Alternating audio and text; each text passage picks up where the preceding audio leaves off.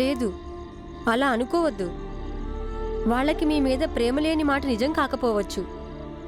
ప్రతి తల్లిదండ్రులు తమ బిడ్డల్ని ప్రేమిస్తారు. కానీ సామాజిక ఒత్తిళ్ల కారణంగా వాళ్ళు తల్లిదండ్రుల కంటే ఎక్కువగా సమాజంలో భాగమైపోతారు. ప్రేమ ఉన్నప్పటికీ తప్పు చేస్తూ ఉంటారు. తెలియదు, కానీ ఈ లోకంలో అందరికంటే ఎక్కువగా నన్ను ఎవరైనా బాధ పెట్టారంటే అది కేవలం నా సొంత తల్లిదండ్రులే. ఊరుకోమ్మా, నిన్ను నువ్వు సంభాళించుకో.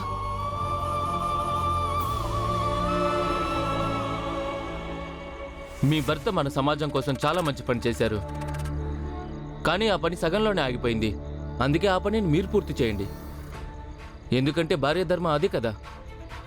భర్త సగం చేసి వదిలేసిన పనిని అతని భార్య పూర్తి చేయాలి. ఇప్పుడు ఈ పని పూర్తయ్యేదాకా మీరు మా ఊళ్ళో హాయిగా నిశ్చింతగా ఉండొచ్చు. ఉండటానికి వసతి, భోజనం ఏర్పాటు చేయించాం. మీరు వెళ్ళి విశ్రాంతి తీసుకోండి. ధన్యవాదాలు. పదండి. అందరినీ స్టేషన్ తీసుకుపదండి. స్టేషన్ కా? ఎందుకు? మేమేం చేశాం సార్?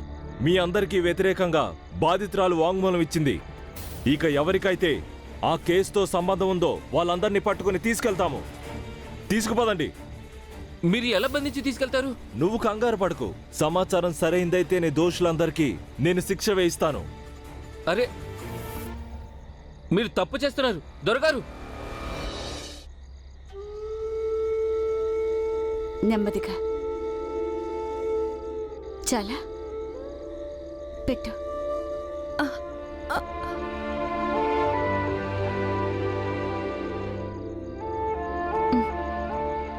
ఉపశమనంగా ఉందా?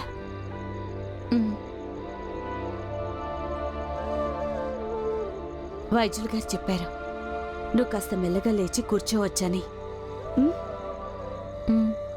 ఇంకా నెమ్మదిగా ప్రయత్నం చేసి కాస్త నడవచ్చంట. నువ్వు కాస్త ధైర్యంగా ఉంటే తొందరగా కోలుకుంటావు. మెల్లమెల్లగా గాయం కూడా తగ్గిపోతుంది. కానీ అన్నిటికంటే ముఖ్యం వేళకి తినాలి, మందులు కూడా వేసుకోవాలి. నేను కిచిడి వండుతాను, తినాలి.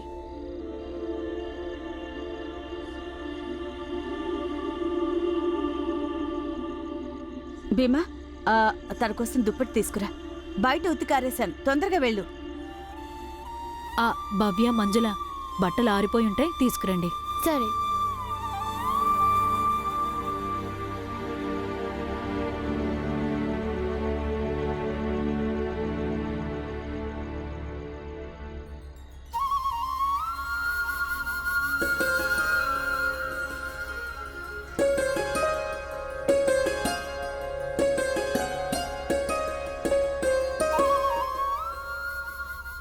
మీ నొప్పిలో ఉంది ఇప్పుడు? ఏం నొప్పి? ఏం చెప్పమంటావు? ఎన్నో సంవత్సరాలుగా ఈ బాధలన్నీ నాకు అలవాటైపోయాయి. ఇవేమీ నాకు కొత్త కాదు, బాధల్ని దిగమింగడం. కాబట్టి దీనికి మందైతే ఏం లేదుగా.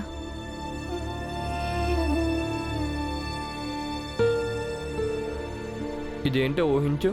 నాకు తెలీదు, అదేదో నువ్వే చెప్పు.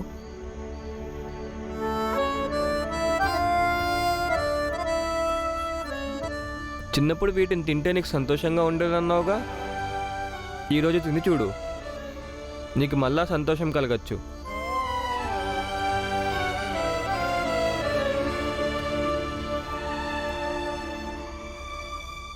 స్వామి, ఆ పోలీసు మన మనుషుల్ని కొందరిని పట్టుకుని తీసుకెళ్ళాడు. వాళ్ళు తుపాకీ పేల్చేటప్పుడు మాతోనే ఉన్నారు. నాకు తెలిసి ఆ పోలీసు అంత సులభంగా మనల్ని వదిలిపెట్టేటట్టు కనిపించట్లేదు. మరి తుపాకీ పేల్చే సమయంలో మీ ముగ్గురు కూడా ఉన్నారుగా? అదే స్వామి, మాకు కంగారుగా ఉంది. ఆ పోలీసు ఉద్దేశం ఏమీ మంచిగా అనిపించడం లేదు. అతను అన్నాడు, సాక్ష్యాలు ఆధారాలు సంపాదించిన తర్వాత అప్పుడు మనలో ఎవరిని వదిలిపెట్టను అని. ఒకవేళ రేపు అతను మీ దగ్గర కూడా... తర్వాత ఎవరు వంతు వస్తుందో తెలియదు. ఏం చేయాలో ఏమీ అంతుపట్టడం లేదు. 2 పనులు చేయండి. మొదటి పని, ఇప్పుడు కొన్ని రోజుల పాటు ఆ రాణి అలాగే భీమరావు కుటుంబ సభ్యులు ఏం చేస్తారో చేసుకోనివ్వండి. వ్యవహారం కాస్త చల్లబడిన తర్వాత అప్పుడు చూసుకుందాం. అలాగే స్వామీజీ. ఇక రెండో పని, గ్రామంలో ప్రచారం చేయండి. శాంతి కోసం పెద్ద జాతి వాళ్ళందరూ రానున్న 3 రోజుల దాకా మౌనవ్రతం పాటించాలని. అంతేకాకుండా ఈ విషయం వాళ్ళకి కూడా చెప్పండి. ఆ పోలీసు తీసుకెళ్లిన వాళ్ళని వాళ్ళ నోళ్లు తెరవద్దని, మౌనవ్రతం పాటించమని. అప్పుడు పోలీసు వాంగ్మూలం ఎలా తీసుకుంటాడు? ఇప్పుడు ఒక పక్షం మౌనంగా ఉంటే అప్పుడు రెండో పక్షం వాళ్ళు ఆరోపణలు చేసినా లాభమే ఉండదు.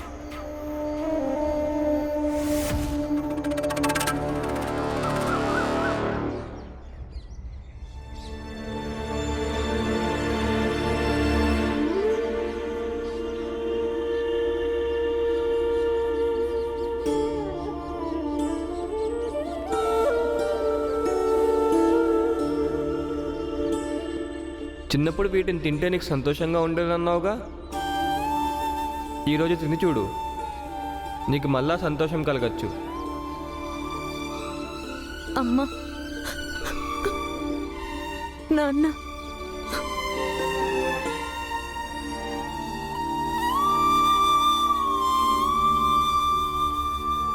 ఏమైందక్క? ఏమీ లేదు. నాకు మా అమ్మ నాన్న గుర్తుకొస్తున్నారు.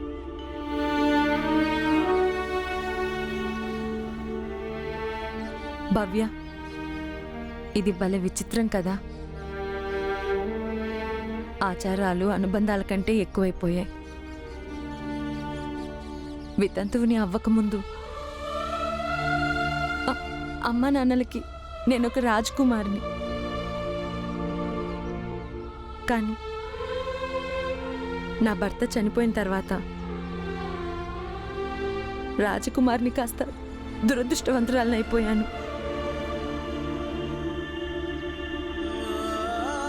బంగారం లాంటి జీవితం హఠాత్తుగా భయంకరమైన అంధకారమైంది. ఇంకా అంతులేని కష్టాలమయంగా మారిపోయింది.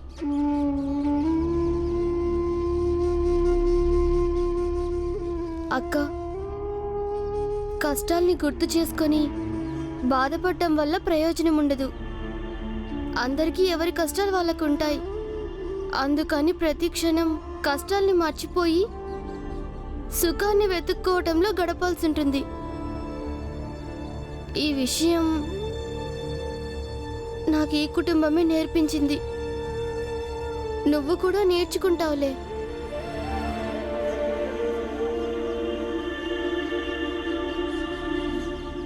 ఇది తిను. ఇవి కూడా ఈ ఇంట్లో వాళ్ళే నాకు ఇచ్చారు.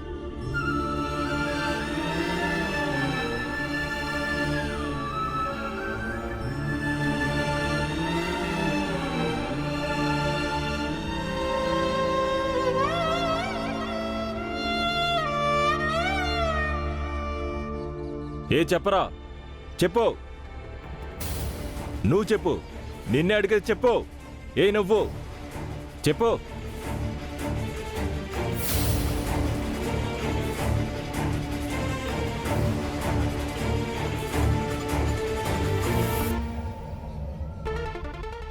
లేవా లే. ఇట్రా. ఆ రోజు ఏం జరిగింది? తుపాకీ ఎవరు పేల్చారు? ఎవరు చెప్పడం వల్ల అమ్మాయిని కాల్చారు? అరే మాట్లాడవేంటి? పదండి సార్, ముందుకెళ్ళి అడుగుదాం.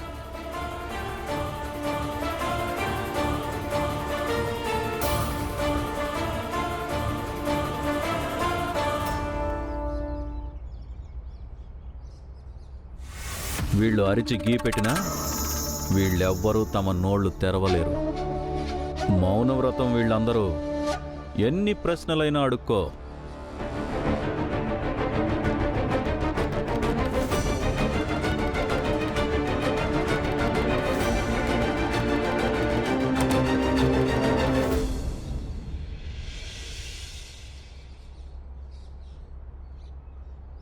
రామ్జీ,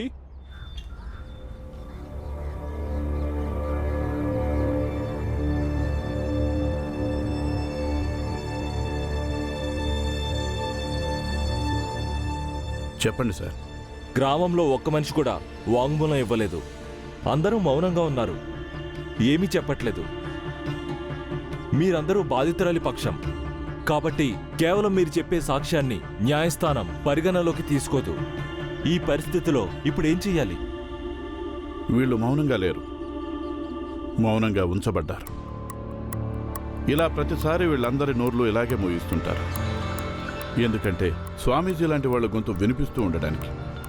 కావచ్చు. ఇప్పుడు స్వామీజీని ఇంకా వేరే దోషుల్ని పట్టుకోవడం మా చేతిలో లేదు. అందుకని రాణి తండ్రి అరెస్టుతో పాటు ఈ కేసును కూడా క్లోజ్ చేయాల్సి ఉంటుంది. చేసేయండి, కానీ దీనివల్ల అన్యాయాలు చేసే వాళ్ళకి ఇంకా ధైర్యం వస్తుంది. అప్పుడు వాళ్ళు మరో దారుణం చేస్తారు. అయితే మీరు కాకుండా ఇంకా కొంతమంది సాక్షుల్ని సిద్ధం చేయండి. వాళ్ళు వీళ్ళకి వ్యతిరేకంగా మీ గొంతులతో పాటు వాళ్ళ గొంతుల్ని కలపాలి. సరే, నేను ఇలా చేయడానికి ప్రయత్నం చేస్తాను. స్వామీజీ ఎలా జనాలకి మౌనంగా ఉండటం నేర్పిస్తాడో అలాగే నేను జనాలకి మాట్లాడటం నేర్పిస్తాను. అప్పుడు ఆ జనాలు స్వామీజీ లాంటి వాళ్ళకి వ్యతిరేకంగా గొంతు విప్పుతారు. ఇంకా వాళ్ళని శిక్షింప చేయడానికి సాక్ష్యం కూడా చెప్తారు.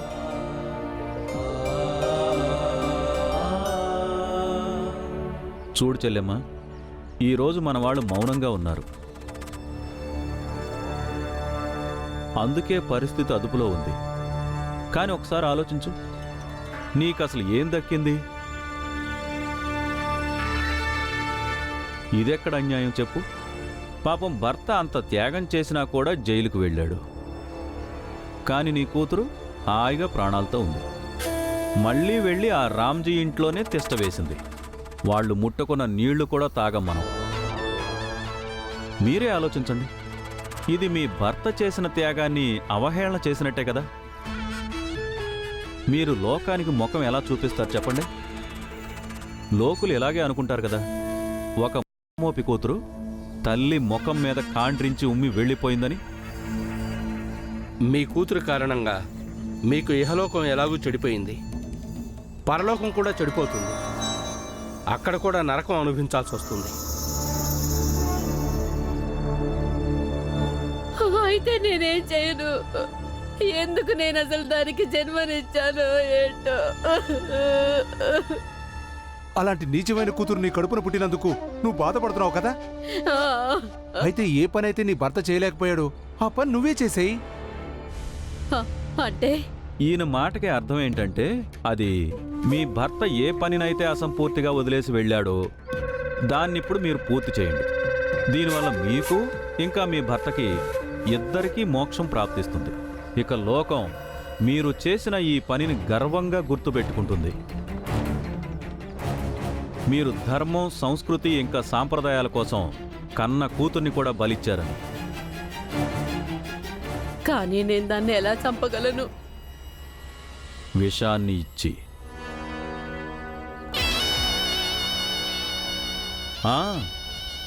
ఇప్పుడు మీ అమ్మాయి భీమరావు ఇంట్లోనే ఉంది.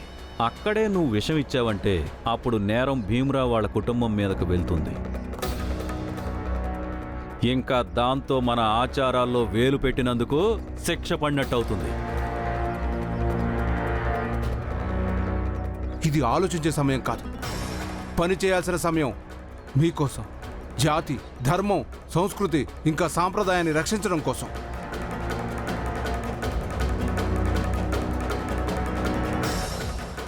సరే, నేను సిద్ధంగా ఉన్నాను.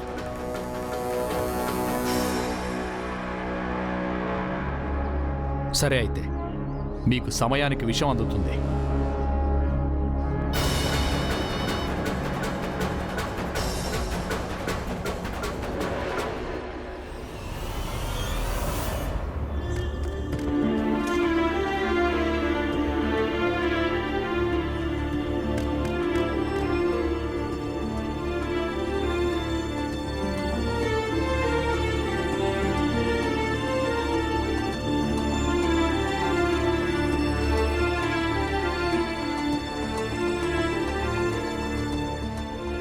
అది వైద్యుడు చెప్పాడుగా, దీన్ని పాలల్లో కలుపుకొని తాగడం వల్ల శరీరానికి శక్తి వస్తుందని, ఇంకా గాయం కూడా తొందరగా తగ్గిపోతుందట.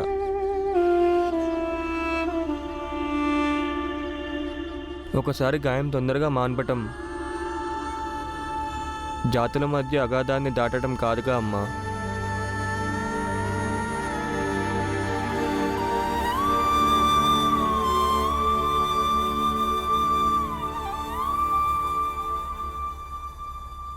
కాదు,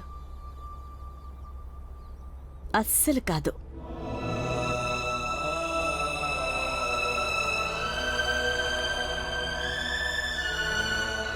ఇదే అసలైన నిస్వార్థమైన ప్రేమ బాల. నీ ఈ ప్రేమను తన జీవితాంతం గుర్తుంచుకుంటుంది. ఎందుకంటే నువ్వు ఈ సమయంలో ఇవన్నీ చేస్తున్నావు. ఎప్పుడైతే తన సొంత వాళ్ళే తను వదిలేసినప్పుడు. తన వాళ్ళు తనని వదల్లేదు.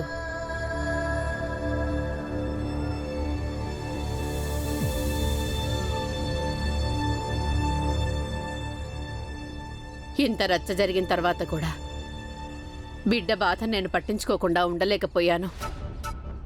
అందుకే ఈ మందు తీసుకొచ్చాను. చిన్నప్పటి నుంచి అన్ని బాధలకి ఈ మందే తనకి బాగా పనిచేస్తుంది.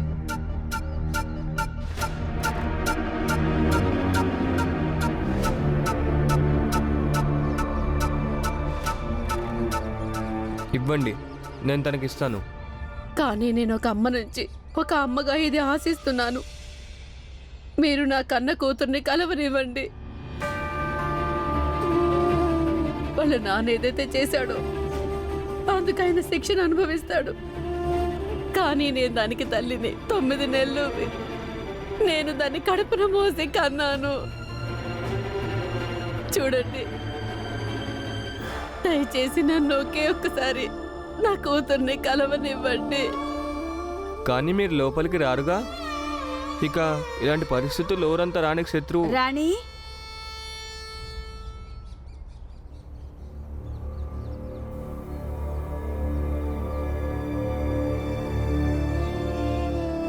రాణి,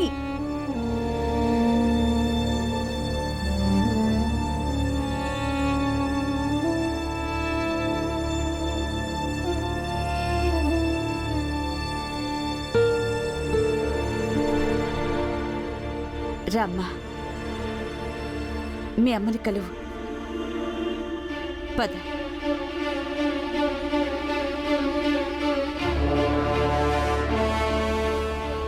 తీసుకోండి.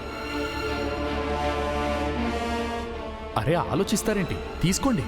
పట్టుకోండి.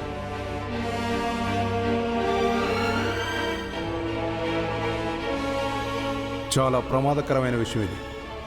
నోట్లో నుంచి గొంతులోకి దిగ్గానే పని అయిపోతుంది.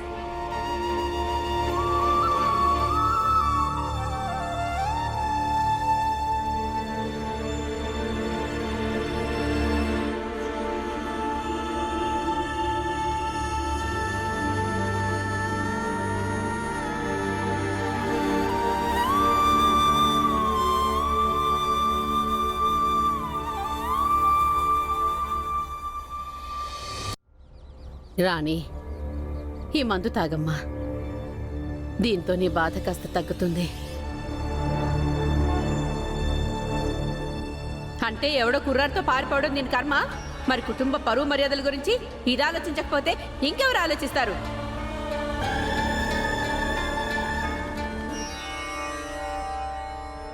అమ్మా, ఈ మందు కంటే ఎక్కువ నాకు నీ అవసరం ఉందమ్మా. మీ ఇద్దరి మీద నాకు చాలా బెంగగా ఉంది. నేనేదో కాస్త సంతోషంగా ఉండటానికి, జీవితాన్ని నాకు నచ్చినట్టు జీవించడానికి, మీ కట్టుబాట్ల నుంచి స్వేచ్ఛగా బతకాలనుకున్నాను. ఇక ఆ విషయాలన్నీ మర్చిపో తల్లి. ఈ మందు తాగో. నన్ను నమ్ము, దీనివల్ల ఉపశమనం కలుగుతుంది. ఈ మందు చేసే మేలు నేను కూడా నీకు చేయలేను. తాగు రాణి.